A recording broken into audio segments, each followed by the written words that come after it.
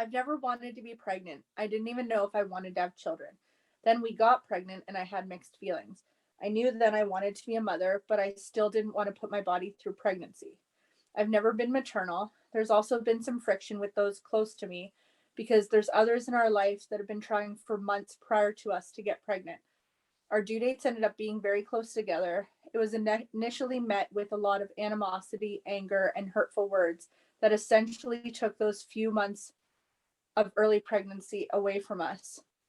Whereas a couple, you're supposed to be happy and celebrate. Instead, we felt like we were walking on eggshells and should be ashamed.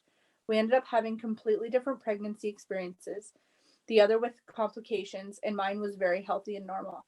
I'm still not sure how I feel about pregnancy, and I still don't feel very maternal. I'm nervous about the birth, but preparing myself with pelvic physio, and I'm working with the midwives in Peterborough. I'll tell you a bit about my birth story now. So my pregnancy going pretty normal. I actually ended up going over 10 days past my due date. Um, Early labor started on Christmas Eve. And during this time as well, we had been sent to the hospital for stress test every couple of days just to make sure everything was fine with the baby. So on Christmas Eve, we went into early labor, and that lasted for 4 days. I was hiking during that time and trying to do things as normal as I could, but I couldn't sleep and I had to sit up in my chair to just sleep through the night. On the fourth day, around 7 o'clock during dinner, I actually stood up from the dinner table and my water broke. A few days later, previous to that, I had lost my mucus plug, which was a really cool experience that my husband didn't like, but I seemed to find it really interesting. Once the water broke, friends had told me that it was going to keep coming down if it had happened, so to put a diaper on. I did. I notified our midwives, and she actually called me back to tell me that she saw that I had a recording of high blood pressure. Now, she had been telling me this every day since I passed my due date, and all the nurses taking all my stress tests had kept telling me that my blood pressure was fine. The first reading was always high because I was waddling into these tests, but then after that, it was completely normal. So we actually started calling this midwife Doomsday because every time she called, it was like she had bad news, and we felt like we were being pressured towards induction, which we didn't want. So when she called the second time, she started to talk about my blood pressure again. But I actually noticed in the diaper that there was some strange colors, even though the water had been clear when my water broke. So I told her about that, and she said, "Oh, that's meconium. You have to come into the hospital," which was not our birth plan, and we were actually really hoping to have a water birth at their clinic. So we went into the hospital, and we were immediately told we had to be induced as well. And I was not planning on being induced, and I was not okay with it. I also didn't want an IV, but of course they had to run an IV as well. I asked them to cover that. I'm not a person who loves hospitals. I mean, I don't think anyone really does, but they did cover it for me. That midwife went on duty, and another one came in who I had never met before in my life. So after we were rotating between different positions, the tub, the nurses were great, but my midwife was basically nowhere to be seen. The baby was going down the canal, and I was having back labor, and it felt like my back was spasming. So because of this, they were putting hot water bottles on my back. The nurses were great, but the midwife, who was in and out at 2 or 3 hour long period of time, was putting it straight on my skin and actually burning my skin. And I now have burn marks on my back from the labor as well. After about 20 hours of labor, I finally said, what kind of medication can I take that won't affect the baby? We really didn't want a lot of effects to happen on the baby if we could avoid it. And I was really trying to avoid any kind of an epidural. So they suggested some kind of a narcotic because it came with Benadryl, and this was going to allow me to sleep for a bit and doze in and out.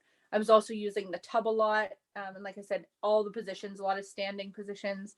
The last time in the bath, I think it was around 8 p.m. We were closing in on, we were at about 24 hours of labor. And it was my 6th time in the tub. I got out and I collapsed into my husband. He was very stressed. I could tell that he was done hours before me. And I said, okay, call the OB. I'm ready to look at my options. The option they gave me was an epidural. Of course, I didn't want it, but it ended up not being painful because my back was in so much pain from all the labor as well as the epidural. They put me on my side after the epidural with a peanut ball. That got me to 9.5 centimeters because I had been progressing really well, and my Pitocin that they induced me with was very low dose.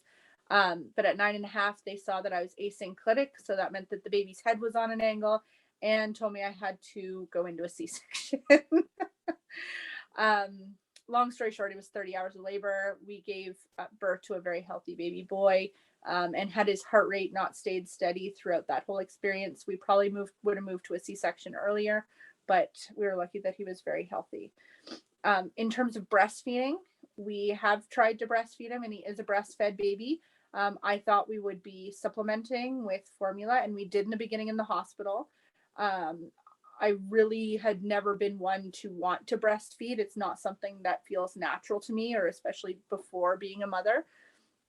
The nurses were great. The lactation specialist never came around, which seems to be the story that everybody tells. The nurses were great, and they brought us a nipple shield as well. And what we learned to do was to put in the dropper some formula and drop it behind the shield to teach him how to suck.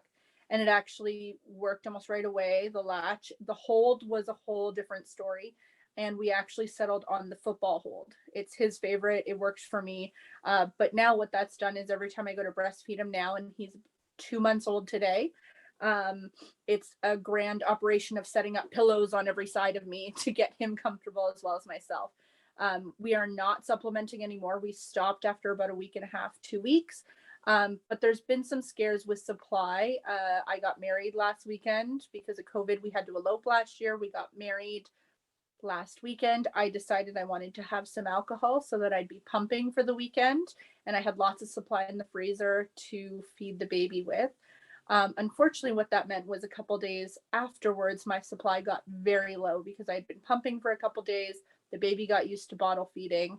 Even though it was breast milk, he didn't have to work as hard for it. And I thought I was going to dry up, to be quite honest. It was a scary couple of days, but we are back on track. We're still breastfeeding. My new concern is that I go back to work in a month, and pumping alone clearly is not going to keep my supply up. That was kind of proven during this little drinking experiment because I was pumping and dumping. Luckily, I do work from home, so I'm hoping to schedule breaks every day so that I can continue breastfeeding my child, but who knows where that story will end. What women don't tell you, though, and I think we need to talk more of, is that breastfeeding is a lot. It's a lot of work. It's a lot of commitment. We really don't talk about that. There were days where I was definitely ready to give up, watching someone close to me bottle feed their child, able to drink again, have a somewhat normal life, just heat up a bottle and feed their child and go back to normal. Whereas every time I breastfeed, it's an hour-long operation. It does scare me that we don't tell women as often as we should that breastfeeding is a lot of work, and I could see how it could put a strain on somebody's mental health, their physical health.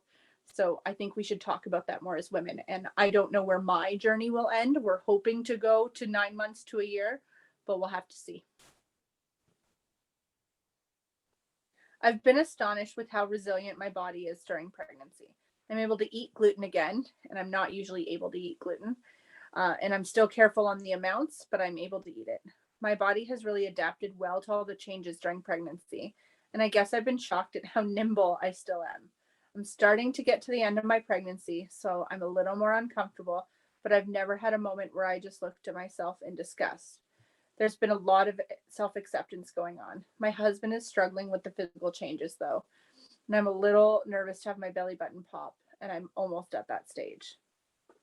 Now, post-pregnancy, I'm happy to say that my belly button never did pop, but it did kind of flatten out, which I wasn't expecting during pregnancy. I did go 10 days over my due date. So after my due date, I started to retain water and I really puffed up, and I hadn't before then. And the other thing is, up until this point, I also did not have any stretch marks. Once I passed my due date, I got lots and lots and lots of stretch marks. now post delivery, looking at my body, I am 2 months, 9 weeks now post delivery. I had a difficult birth experience with labor and ending in a C-section. Um, Now I look at my body in a very different way. I see those stretch marks that weren't there before, and my belly is hanging. And although I'm not the skinniest person in the world, I never had a belly that has hung. So I'm interested to see how that heals. But right now, I do have a hard time looking at myself in the mirror. I have a hard time touching my C-section scar, even though it's fully healed and it's very minimal. They did a great job. Um, I didn't think I would have such a hard time with my post pregnancy body, postpartum body. I thought I would have a much more difficult time with my pregnant body, and it's turned out to actually be reversed. I had no issues with my pregnant body, and now post delivery, I am having a lot of difficulties or a hard time looking at my post pregnancy, post delivery body. And I'm hoping that that improves over time as I get used to my new body, because this is not one that I've been used to looking at. It's brand new, and I'm going to have to start accepting that in its own as well.